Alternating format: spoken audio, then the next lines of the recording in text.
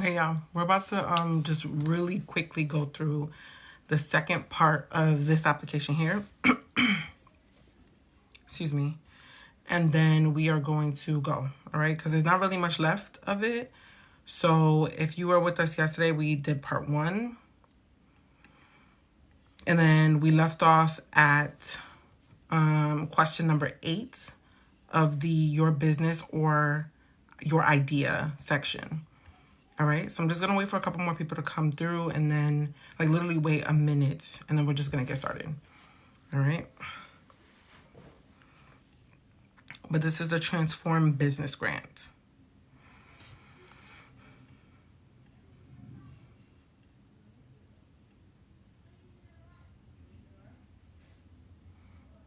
Okay.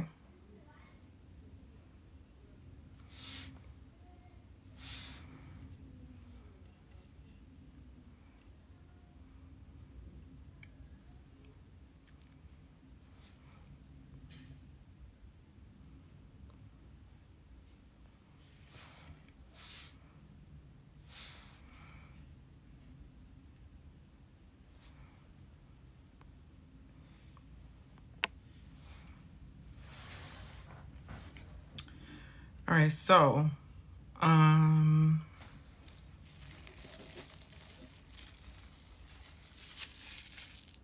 right, so we're gonna go ahead and get started. This is the same application that we started yesterday. We're gonna finish it today. So what does anti-capitalism mean to you and how does it show up in your business? All right, so this is asking you for a definition that you've outlined. All right, so you don't have to necessarily think of an answer that's the alternate definition. Just try to see if you can format an answer in a way that will ultimately tie back to your business, because they are asking you how it shows up in your business, right? So, for example, one way what anti-capitalism could mean is that you don't have to say yes to being profitable, or say no to being profitable. And, excuse me, anti-capitalism could mean that you don't have to be harmful in the way that you produce a profit, all right? Because that's one of the ways that capitalism does show up. Capitalism is capitalizing on something, and sometimes it might be to the detriment of someone else. That could be how someone defines it. So if that aligns with your definition, then how it could show up in your business is maybe your pay structure. Maybe everyone gets paid across the board. You could talk about how everyone gets paid a livable wage, right? So that it doesn't seem like one person is being capitalized on versus another for profit, right? That could be one way. Anti-capitalism. Hi, Sharita. Hi. So anti-capitalism can also show up as far as how you engage with your vendors and your suppliers, right? Maybe you have a very transparent way of interacting with them that allows you to be able to allows them to win. It creates a win-win situation for you and them, right?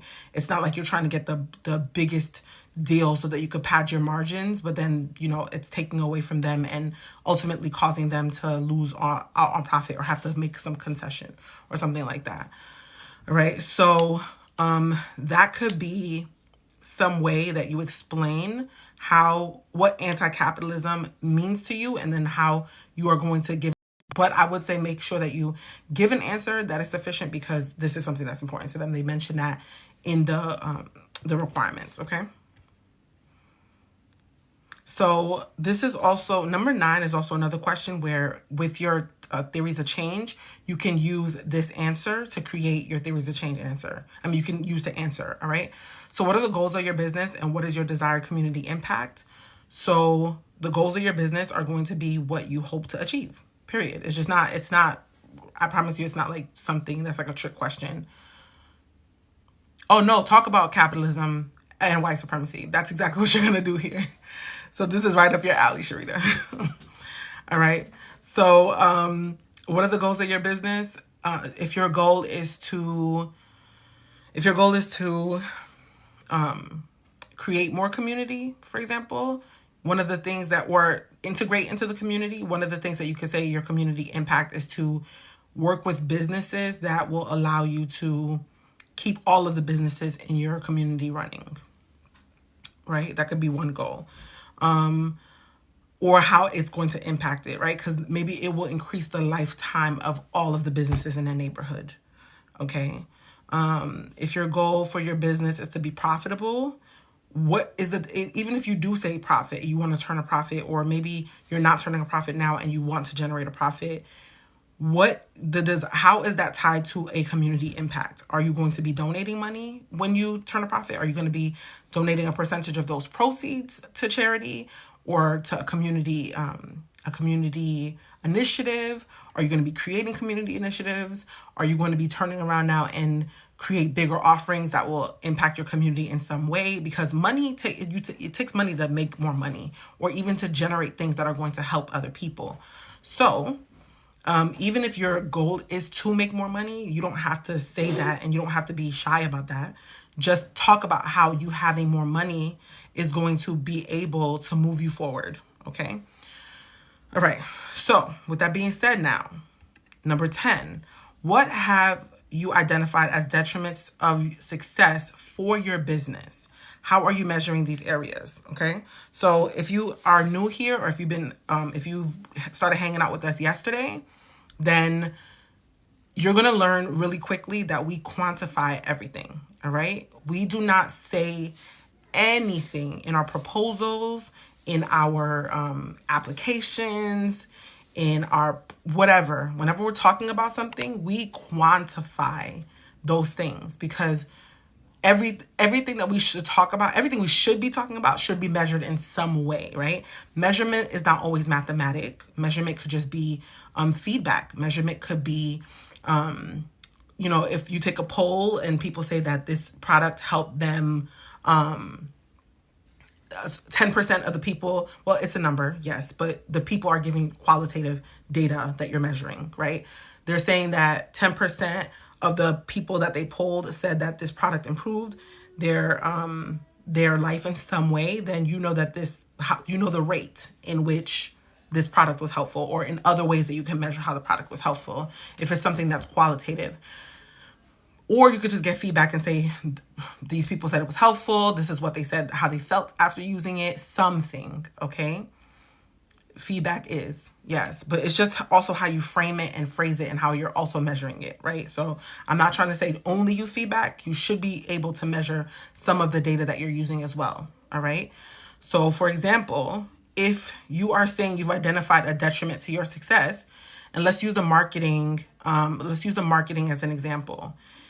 If you've identified that your marketing campaigns are not working, and that's a detriment to your success because you're not able to get in front of your audience, how are you measuring this? Is maybe you're running campaigns and the campaigns are not successful, right? So you've seen that maybe you've determined when you did your analysis at first, you determined that you're supposed to be able to convert at a 1.5 rate, which is still actually kind of high, right? Depending on your industry, depending on a number of things, okay? So let's say you should be converting at 1.5%, right? But you find that you're only converting at 0.25%. So that's a detriment to your success, because let's say that means that you're not converting at the rate that you're supposed to. So you're not generating the profit that you think you're going to be generating. So that's a measurement. Those are all measurements. How are you measuring this? You're looking at your analytics. You're looking at your data. And you're seeing that when you did your projections, this is what you projected you were supposed to do, but you're not meeting those. I would even go to say, if you really want to be aggressive about this, and how you really want to stand out, create a new plan, okay? Because remember, this application has no word count. So you would go through that explanation, then at the end or at the bottom somewhere say, we've identified that this is a detriment to our success. We're not able to get in front of our audience. We're not able to generate the profit, the revenue that we thought we would. We're not able to really meet our margins or generate the demand that we thought we would. And when we assessed our projected plans for outreach or visibility or marketing or whatever, we realized that this is what the deficit is. And then this is what we're going to do to change that. All right. Or this is what we plan on doing to change that. How we plan on pivoting. Maybe you want to get into retailers. Maybe you want to do a partnership. Maybe you want to A/B test your ads, whatever, who knows, right? So offer some insight into what you're going to do to change it, because you've identified what's wrong. Okay. And then what options are to make a difference. Even though they didn't ask that, but it does show intentionality. It shows that you're not just like, well, the ads didn't work. You know what I mean? We realize that it's a detriment. We are holding ourselves accountable to that. Cool. And then this is how we realize that it's a detriment, and this is what we plan on doing about it. So number 11 is, what does your workforce look like now? Do you have paid or unpaid staff or volunteers? Is it just you? I think it was supposed to be, is it just you? Are others helping out? Tell us about your division of responsibilities and team relationships. Okay, so I'm going to kind of leave this one up to you because there's no real answer here. But because this is focused on other people who are part of a marginalized group in some way, if you're going to answer this question, I would break down the percentages and how your staff is broken up, right? There was a question further up that kind of asked that. Reiterate it here, all right? That's that. Number 1 for financial support, okay? Are you in financial need? Please describe what this means to you in terms of your business and business idea. Hold on one second.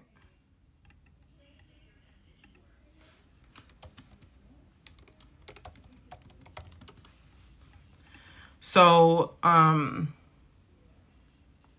let me put my phone on Do Not Disturb because people be disturbing. All right. Are you in financial need? Please describe what this means to you in terms of your business or business idea. All right. So for us,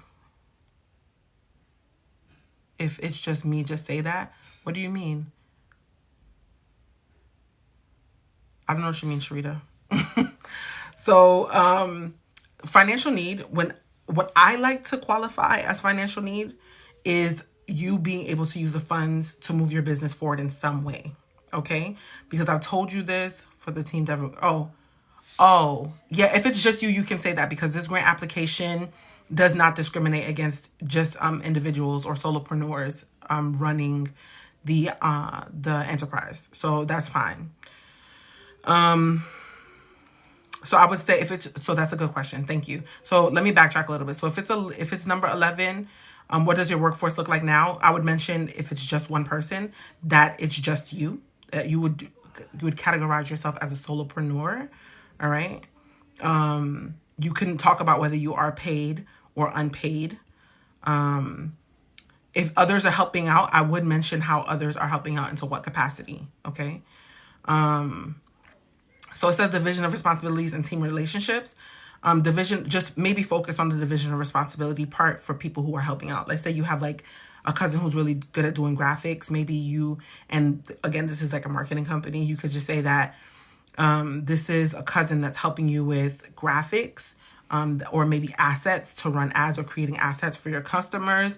And that the value that they bring to you would be equivalent to what, right? So based on that cousin's experience, the number of hours that they put in for you, and then quantify that in some way, right? So that person brings you about $45,000 worth of marketplace value every single year, or however much they help you, okay?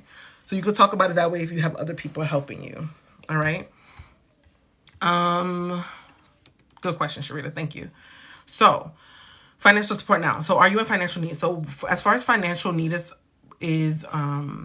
is concerned, I like to talk about financial need from the standpoint of being able to move your business forward. I don't necessarily like to answer this question ever from a standpoint of you are drowning and you need to be saved. All right. For 2 reasons. One, because there is a list and I'm going to launch it very soon. Okay. If you follow, I will announce it and I'll let you know. Well, you'll know. Okay. So, also, what was I saying? The 2 reasons, right? So one, initiatives look better because it's intentional. Okay. It demonstrates that you understand what your business needs in order to be able to move from point A to point B. That's 1. 2, I just want to help you guys frame your mind about this from day one. All right, day one, literally. I'm not trying to be funny. I really need you guys to let this sink in. Nobody, banks, investors, grant funders, anyone who's going to give you a dollar bill, a Franklin, a Benjamin, whoever, they don't want to save businesses. They don't. All right? They don't. Don't get me wrong, there are organizations that exist to support businesses from not going under. But that's not what we're talking about here. We're talking about when we're filling out these applications, they do not want to save a business that's not working. They don't want to put money into something that's not working. Why would an investor pour hundreds of thousands of dollars into something that does not work? It makes no sense. Why would a grant funder put money into an idea they don't know is going to be profitable? Versus, like, let's think about it this way. If I have an idea, right? If I have a business right now, let's say I have my headscarf here. Let's say I sell headscarves, right? And I have a TikTok shop. I'm on Etsy. I'm on Amazon. I'm everywhere, okay? And my demand is going through the roof. I have so many orders I cannot fulfill, and I need more money to get more inventory and more, and I need a cash infusion to be able to ship and fulfill all of these orders. That is what a grant funder wants to fulfill. That is what an investor wants to help fund. That is what a bank will want to give you a loan for, right? Because they see that the demand is already there. They're going to get their, grant funders aside, investors and banks are going to get their money back plus interest. You just need the money it's a quick turnover. You just need the money real quick, and then you'll give it right back to them once you met all of your net terms, right? Whoever you got to pay out, and you met all of your expenses. Grant funders kind of operate the same way. They want to know that you know what you're doing, and that giving you this money, no strings attached, is actually going to help you move forward, and that another business gets to exist for one more year, because 18% of businesses fail through year one. All right? Does that make sense? And I don't mean to drag this, but I just want you to kind of wrap your mind around when you are answering this question. What are you funding to help you move forward, not to save you? Does that make sense?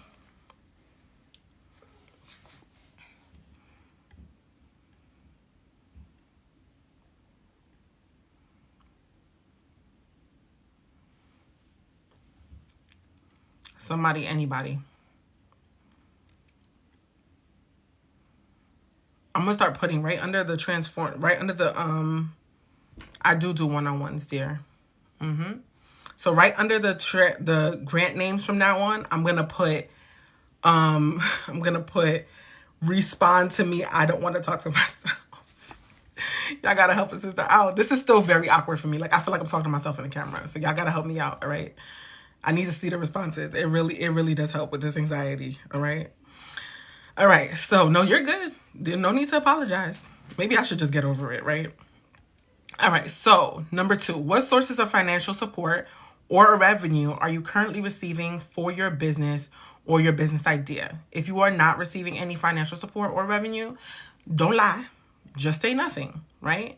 Just talk about the stage that you are in, okay? So let's say you're pre-revenue. Say that you're pre-revenue. That means you're not generating any revenue. That's the proper term for it, all right? Just say you're pre-revenue and you're not currently receiving, you're not generating a revenue, and that you don't have any additional support, financial support for your business, all right? If you are receiving financial support in some way, maybe you got in a grant, you are going to say that you got a grant, all right?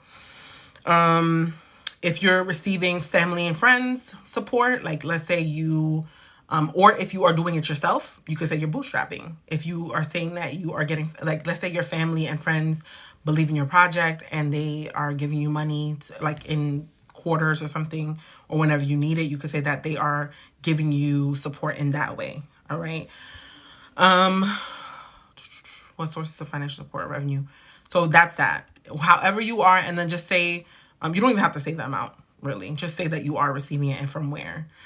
Number 3 is grants of $1,000 are available. So this grant,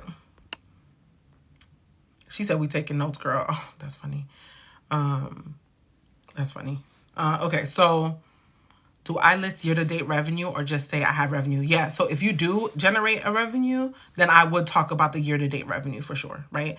So what sources of financial support or revenue are you currently receiving? So if you do generate revenue, talk about the revenue that you currently generate. And then if you have been, let's say you generated revenue in 2021, you could say that our don't make me a liar. Let me make sure I'm saying the right thing. 1 second.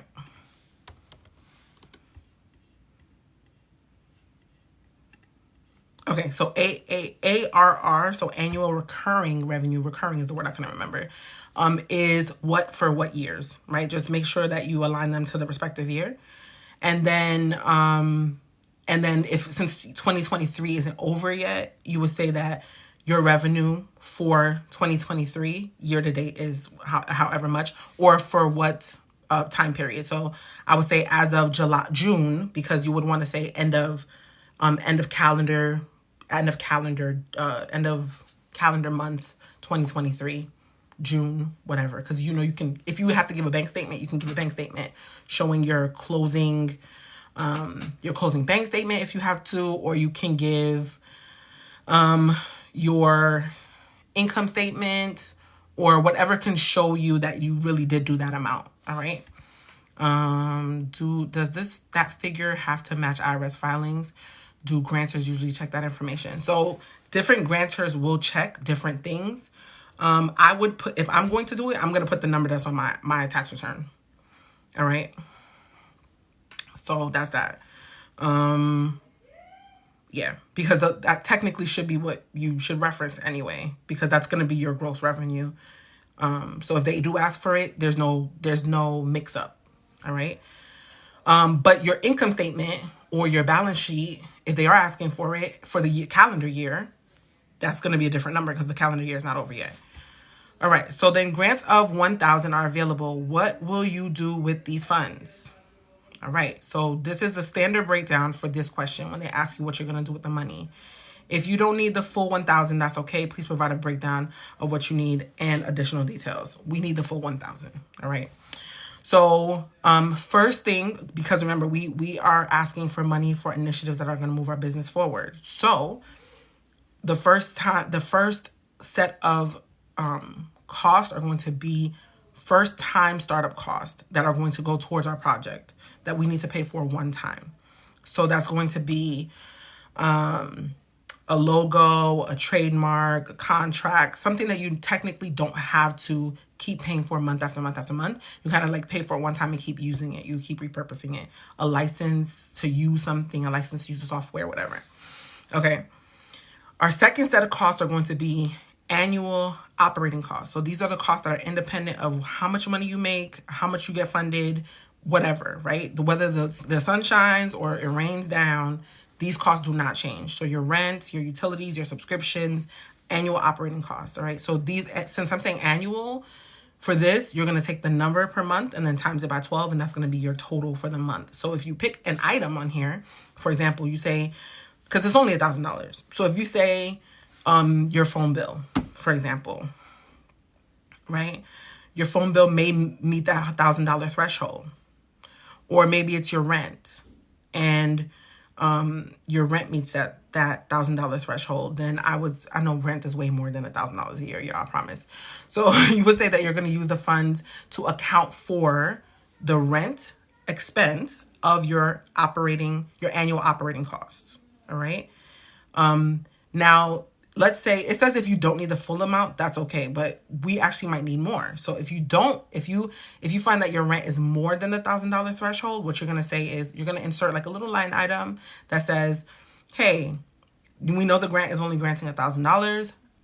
This is how we're going to account for the difference with our own money, with a friend and family member that's going to give us the money, with a loan, with a credit card, whatever, right? Just talk about how you plan on giving the remainder of the money. Okay. Also, if you really want to take it a step further, because there is no word count on here, you can talk about how you want to, the justification for the cost, right? So how does rent help in your instance? For example, I talked about my home care agency when I had one like not too long ago. We had regular audits. So if we don't have somewhere where our business lives, that's a problem. We don't have a business technically, right? So the state would come, they would check everything, look, check our files, blah, blah, blah. We needed somewhere for us to exist. So that's a justification, because that could create a compliance issue, that could create whatever issues. All right. So, or even for somewhere for your customers to come and be, right? You need somewhere for your customers to live. It's for your customers to find you. So that could be one reason why you need to be able to account for that cost or justification for that cost. If it's a one-time startup cost, you could just talk about how not having it is going to impact your business, okay? Excuse me. Now, another thing that you can do, which Joy actually taught us, is the multiplying effect, right? How is having that $1,000 going to multiply, have a net impact on your business? So for example, let's say you're going to put a licensing element in place. You're going to use the funds to put a licensing element in place for your business. And then that part of it will allow the business to be more accessible to women and provide an educational element for them, right? That now what we're going to do is, now that we know what it's going to do, we're going to give even more of an explanation about when women have access to that kind of education, how does it impact their total life, right? So it's really not just about the licensing piece anymore. It's like, oh, implementing this is going to help in a really widespread way. Like add the license, women get the license, they get access to education, this educational piece of your business. They get the education, and then they're able to increase the market value of their job. They're able to fix their credit. They're able to get pay raises. Right? You see what I mean? Like you're going to quantify how having this thing helps your business, yes, but then also ultimately helps your consumer in a large roundabout way. Does that make sense?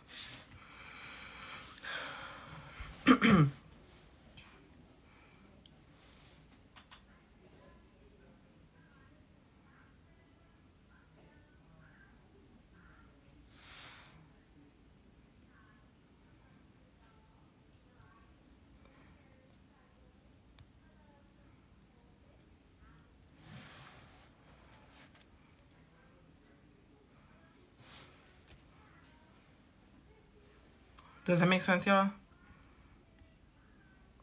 Okay, so if we provide funding, question number 4 for the financial part is, if we provide funding for what you've listed in the previous section, how will this impact your business?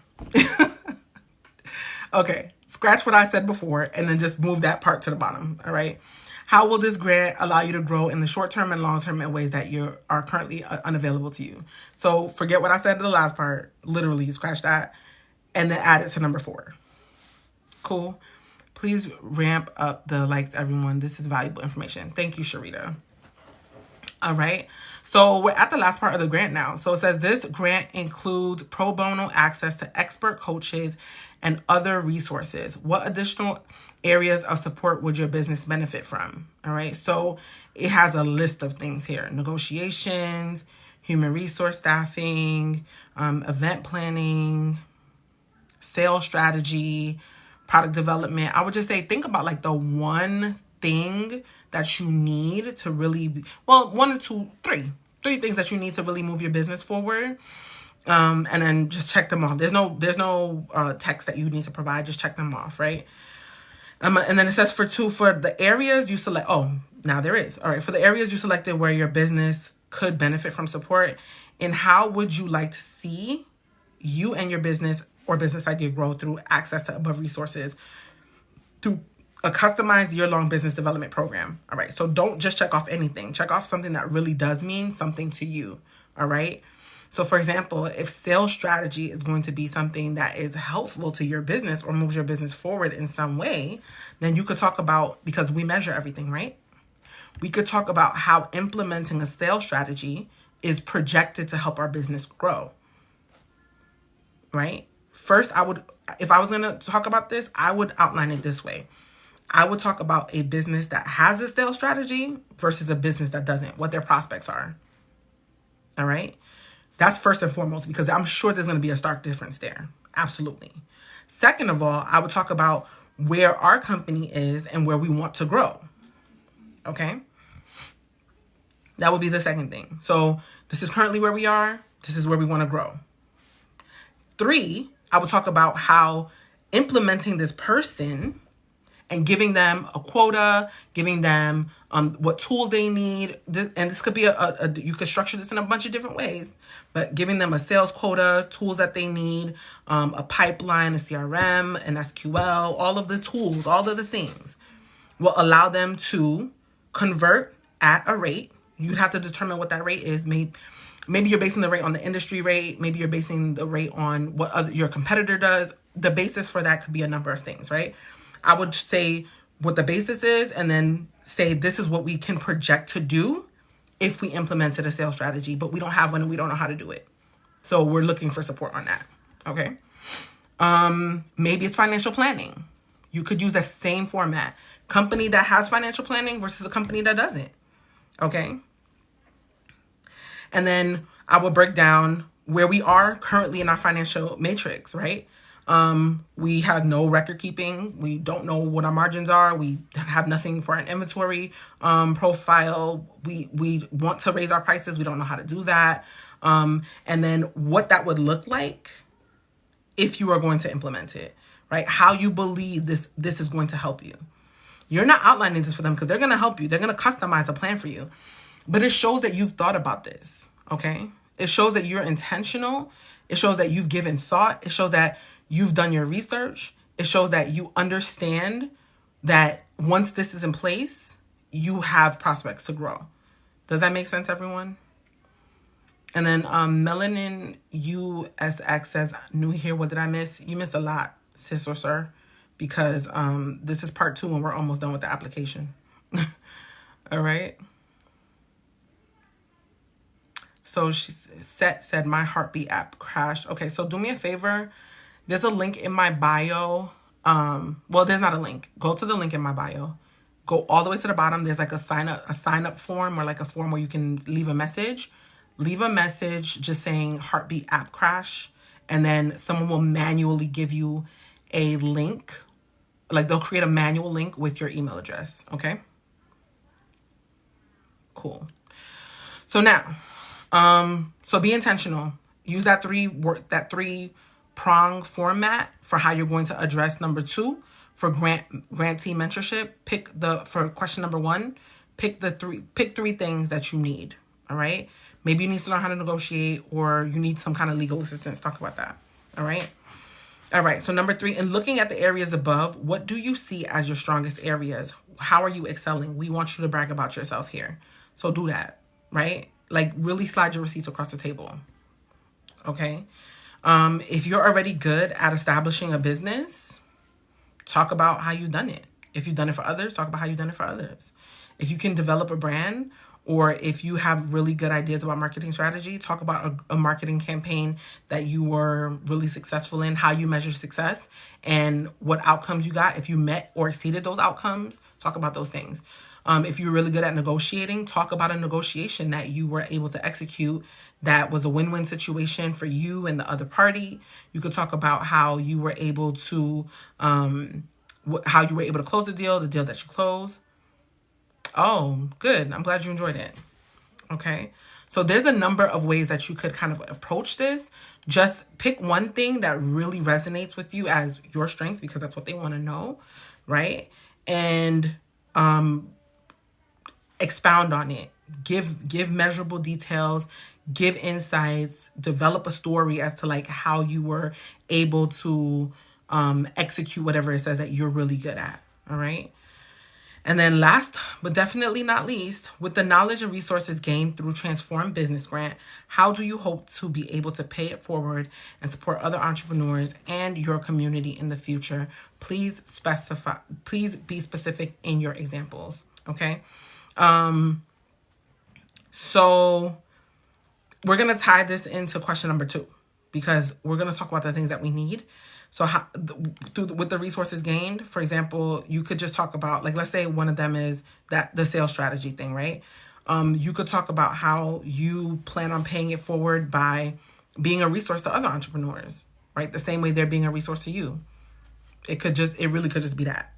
It doesn't have to be anything rocket science. But I would say in your community in the future, maybe you plan on mentoring girls. Maybe you plan on working with other vendors who are smaller vendors, and you are going to integrate them into your sales strategy in some way, right? I'm literally thinking about this as we go. I don't know. It could be a number of things.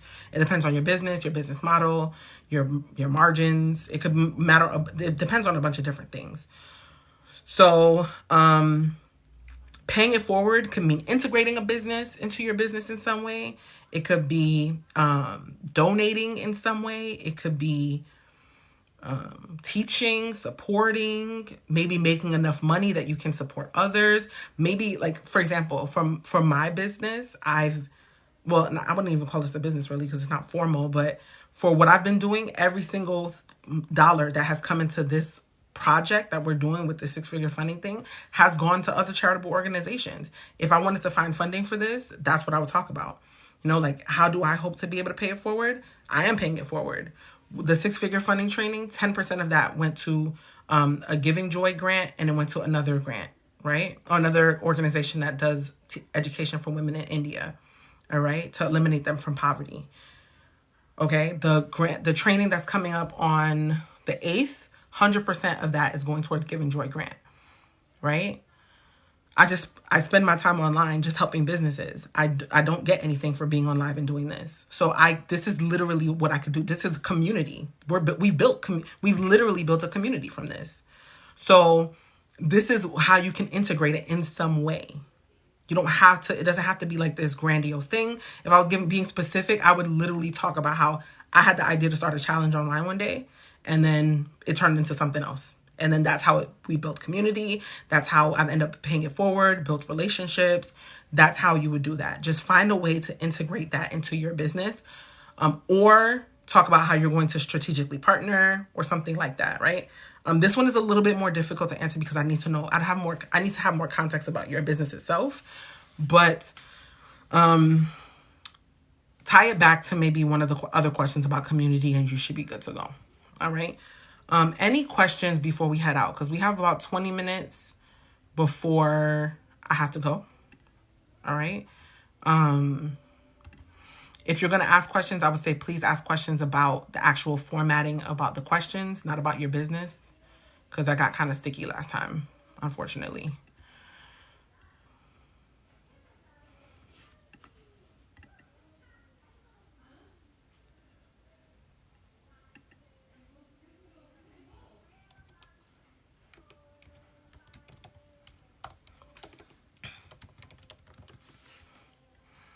Please share who you are and what you do. That's so funny.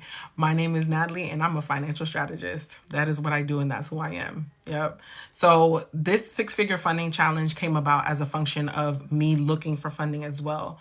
And actually also being able to get funding. So we were talking about this topic of proposals, business plans, pitch decks back in March. And then in April, I started coming online and teaching about this entire process because I realized that a lot of the women who had applied did not really know what they were doing. Okay, I'm gonna keep it real with y'all. They didn't know what they were doing. The proposals, the pitch decks. First of all, we asked for proposals. We got a lot of pitch decks from what I heard. And we also got a lot of pitch decks and business plans, and that's not what we requested. And the proposals that we did get, or that they've already gone through, were not up to par. All right, so that helped me understand that there really is a need for this kind of work in our community, and as also a function of me looking for funding, because this is a regular thing in our business, right? There's never going to be a part of your business you're not looking for money for. All right. You're not begging anybody. You're not doing something that's not normal. Every business seeks funding. They seek grant funding. They seek loans. They seek everything. Okay. Even these large corporations, they got PPP funding. Okay. The ones that make billions of dollars a year, yeah, those. They're always looking for opportunities to put money into their business where that does not impact their revenue. All right? Where they don't have to dip into their revenue to pay for things. So I just want you to I also want to mention that because I want you to understand this is a regular part of your business. You're going to be doing this forever. I literally hire somebody to do this. Okay? Thank you, Queen. This is it. Once you learn this skill, we're going to be doing this forever. Always asking for money, always looking for money. Okay? So once I realize that, I'm back into the place where I'm looking for funding too. I've done 6 figures in funding for my previous business. $239,000 to date. All right? That was the final figure. That was over 5 years. All right? Now, here's the thing. You cannot do this without understanding certain things or speaking a certain language. When I'm telling you these answers, this is how funders want to operate. This is what funders want to know. They do. All right. Now that's not revenue. That's not loans. That's just grants. Money I did not owe back. Money I did not have to pay back. But I had good bookkeeping. I had an accountant. I had someone who's, I was managing my own records. Right. All of my papers were in order. And I'm saying this thing because like people really don't understand I'm not saying this to like brag about it. I'm telling you what you need to have in place in order to be able to capture these opportunities. Okay. So, and that's the context for who I am and why I'm doing this, because I noticed from the feedback that I've gotten so far from the applications that the advisory board has gone through, no good. No good. And Sharita, I want you to, please Sharita, if you can chime in for me since you're taking the 6-figure funding training, before having taken that training, and applying for a grant and versus now, and you're not even done. Well, I don't know if you've done finished the proposal yet, but we're about to go into the business plan and the pitch decks, right? From the contrast, could you see why there's a world of a difference and why certain people don't get funded? And when I say certain people, I mean people that look like us, because we don't have this knowledge and we don't have this background. Do you recommend writing or have templates to request grants that will cover all industries? Let me read that again because I'm not sure I understand. Do you recommend writing or have a template to request grants that cover all industries? I think I understand your question now, but let me know if I'm not hitting. Okay, so Sharita said I had no clue and I have no idea what I was doing. The training makes it easier and more efficient, and I'm gonna assume effective at the back end of that. So for your question about the template, one of the things is a template, okay? But templates are tricky. And you're probably going to think I'm trying to sell you something, but I swear to you, I'm not, all right? I could give you that template. You're going to take one look at it, and you're going to call me. I guarantee it, all right? That template can be used across all industries, service, product, it doesn't matter, okay? It's not enough. Having a template means nothing. All right. You need to have background knowledge. You need to understand what you're doing. And you need to understand how to articulate certain things. Right. And when I say certain things, I mean like how you're projecting for. Let me give you an example. I'm going to backtrack. All right. And I'm going to go on a little tiny rant. I promise. Last night I had a call with one of the young ladies that is taking the 6-figure funding training. Okay. She is on the part of her proposal where she's doing her projections. And I'm not calling her out. This is just a good example of like understanding certain things, okay? She asked a question about her competitor. And if she's here, I'm not going to call you out. She asked a question about her competitor, and she believed that the basis for why she had to project about how she's going to generate her sales in the future was based on why she thinks she had to go neck and neck with her competitor, right? Easy mistake to make, right? But she hadn't gone through the rest of the training yet, so she didn't see the outline. So she just had a template, all right? So when we got on the call, she's just like, how am I supposed to justify explaining that I'm going to compete with this person and generate this much in revenue? And I'm like, you're not competing with them. You're not them, they're not you. What you're actually doing is creating a baseline, a benchmark for what they're able to do and why you believe that numerically you can do the same thing percentage-wise, right? Based on your capacity. So if you say that the market, that they were able to do 6% and let's say they generated, I'm going to use small round numbers so you can understand it, right? Let's say the total market value is $100 and they did $10 of that year. That means that they did 10% of the total market value for the year, right? So the total market share for the year. So that means that you can do 10% too. If you want to trend with them. That can be your basis. That could be your estimate for how you're going to determine that you could do the same thing. Now, based on your capacity, let's say that you have 2 employees and they have 6 employees, you have a third of their employees. So I would probably bring that percentage down to 3. Do we get that? Right? So do you see how I created that basis? Now I know they have more capacity. They probably have more equipment. They probably have more to be able to get them to that 10%. I have less. I'm going to scale mine down. Now I know my year 1 to year 2 projections are going to be based on 3%, which is my capacity and what the market did versus what my competitor did. And now that's the basis. And I could just give you a template, but now when you get to that part, what you going to do with it? So when I'm telling y'all, you guys really have to understand, I could sell you this course all day long. I could sell you this training all day long. A matter of fact, I'm going to run an experiment. I could give you the templates. Bet money y'all going to come running in my DMs because it doesn't make a difference. The templates are not enough. You need context. And I'm not trying to drag it. I promise. I'm not trying to drag you either. It's not enough. You have to have background information. You need to understand what you're doing with that information. You need to have a background knowledge of how to communicate the things that are in the template and then take that data, aggregate it, and then put it into these applications to increase your chances of winning. And then guess what? You could do all that and then still not win.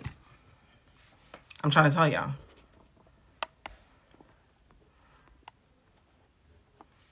She's saying I have multiple streams. Yeah, if you have multiple streams, then that means you have multiple applications, multiple proposals that you do, multiple market research you have to do, multiple projections that you have to do, multiple calculations that you have to do for your total addressable market, multiple client profiles that you have to do, multiple impact statements that you have to create. So the more businesses you have, the more you have to do this. And mind you, proposals are working documents, okay? They're living, breathing documents. One of the young ladies who did a proposal with me back in March, she's redoing her proposal now because with the first proposal, she was able to get funding. Now with the second proposal, she's looking for funding for the funding because she has to build out a new project or a different part of the project, right? So now she's just going through this process all over again. So she's just having to go back to projections, back to market research. It's a living, breathing document. Honestly, you could even use the projections information to determine whether or not you're trending with what the market is projected to do. So you're saying, let's say your compound annual growth rate in your industry is 3%, and you want to create a budget for yourself, or you want to create a benchmark for yourself for how well you're going to perform this year, and you want to say, I'm going to do $100,000 this month. What is that $100,000 figure based on? Right? Who knows? Or you can say, I want to do what the market's going to do. I want to do what the market's projected to do. And then you're going to say, this was my sales last year. I want to do 3% of that because the market's projected to do 3% of that. Calculate what 3% of that is. And then now every single month to month, when you're going through because you should be going through your books. I'm going to leave that there. When you're going through your books, you can see if you're on trend to meet that total, right? And every month might not look perfect, but if you see month 1, all right, I've gotten a percentage of that. Month 2, I got more than that. Month 3, we didn't do too good. Month 4, all right, so I know, or we're already in month 5, so we're damn near halfway through the year, and we haven't gotten to almost half of 3% yet. We got to ramp it up. We got to see where the systems are not firing, right? We got to see what's going on so we can make it to that 3 before year end. Because if you're already at month 5 and you're not hitting at least half, something's not working, right? So you could even use your projection table as a way to measure your own growth and success. So that's all that to say that.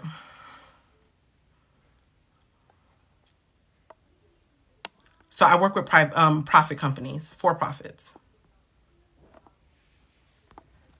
I can't wait to get on a call with you. Yeah, just let me know. Okay, so I said a short rant, but I was a little bit longer. Sorry, y'all. So that's that. That's that. The wait list for that training is now open. All right. I'm not even going to call it cohort 1 because honestly, the ladies in cohort 1, or I'm going to call it pilot, were very gracious to help me kind of work through some of the kinks because I know how to teach it. I've never packaged it the way I did this time. So they helped me work through a lot of the kinks. So I believe that the real cohort 1 is going to be a lot better. And I worked, right now I'm working on copywriting the content because people still. So once that's done, it will be live, but the wait list is now open. So you can go to the link in my bio and you can sign up for the wait list. All right. So when it is live and all the copyright and the government says that I will test pilot and training here. That's funny. Thank you, Sharita. Thank you for the cosign. I appreciate your input, sis. I really do. $500 million. Well, more than $500 million. I'm gonna leave that there. But yeah, so once that's done and once the government says that if anybody tries to replicate my information, I can sue them. Yes, I'm litigious. We're going to launch it. All right. So y'all go ahead and join the wait list if you want to join, if you really want to work this out. All right. Freezing. So with that being said, y'all, if there are no other real questions, I'm gonna go because it's 12:55. I got to leave at 1. But other announcements, this Thursday, remember that we are doing the nonprofit government training. Even if you do not have a nonprofit, still come. I encourage you to come. Actually, no, I moved that link. So if you're in the community, you can still access that. All right. Just RSVP for it. But if you're in the community and you're here and you're listening and you haven't RSVP'd yet, go ahead and see if you can grab a spot because if you're going to be doing government contract with us. All right. So yeah, you can also send me a message on, click the link and there's a sign up form in the bottom of that. Okay. No problem. So, what else was I telling y'all? Yeah, try to grab a spot for that because even if you're not in the nonprofit space and you want to get into government, a lot of that information is transferable. All right. RFPs exist whether or not you are a profit or nonprofit. RFPs are requests for proposals, right? Resources to be able to go through those things and navigate them will be available. Okay. So you still want to come. I'm not pandering to a new demographic of people. I'm not in the nonprofit space. I don't work in the nonprofit space, but the young lady who's running the class or like running the session, she was in nonprofit space and she just happens to know a lot of that stuff, but I know the information can transfer. So we're just going to go with that. All right.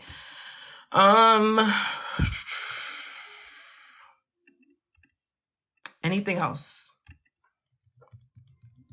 No problem at all, y'all. This is what I'm here for. Yep. No problem.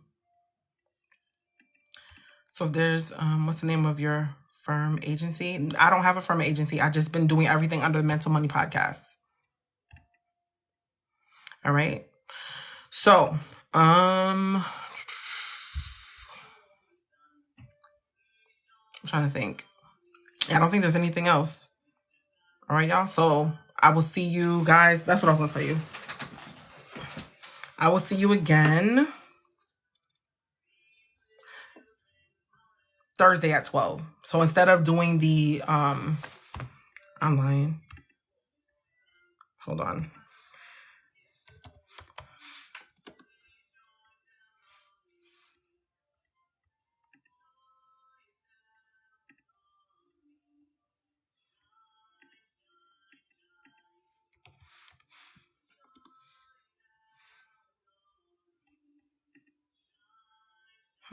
Okay. Well, that's not working. Thursday is the training. So I'll see y'all Thursday. All right. And I don't know when the other grants are. But there's a calendar on Instagram. So, all right, y'all. See y'all later. Bye.